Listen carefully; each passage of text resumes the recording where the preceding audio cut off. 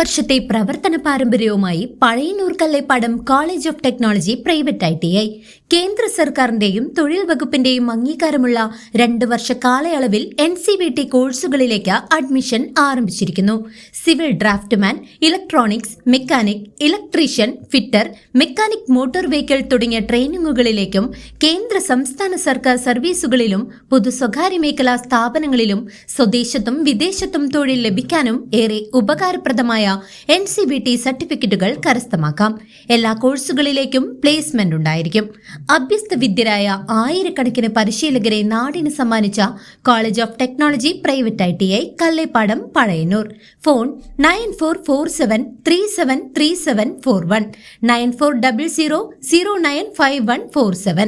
ഷൊർണൂർ വാടാനാംകുറിശ്ശിയിൽ വീട്ടുപറമ്പിൽ പൂർണ്ണമായും കത്തിക്കരിഞ്ഞ നിലയിൽ അജ്ഞാതന്റെ മൃതദേഹം കണ്ടെത്തിയത് നാടിനെ നടുക്കി. ഷൊർണൂർ വാടാനംകുറിശ്ശിയിൽ വീട്ടുപറമ്പിൽ അജ്ഞാതന്റെ മൃതദേഹം പൂർണ്ണമായും കത്തിക്കരിഞ്ഞ നിലയിൽ കണ്ടെത്തി. വാടാനംകുറിശ്ശി പോയിലൂർ സ്വദേശി ജയയുടെ വീട്ടുപറമ്പിലെ തെങ്ങിൻ ചുവട്ടിലാണ് ഇന്ന് രാവിലെ മൃതദേഹം കണ്ടെത്തിയത്.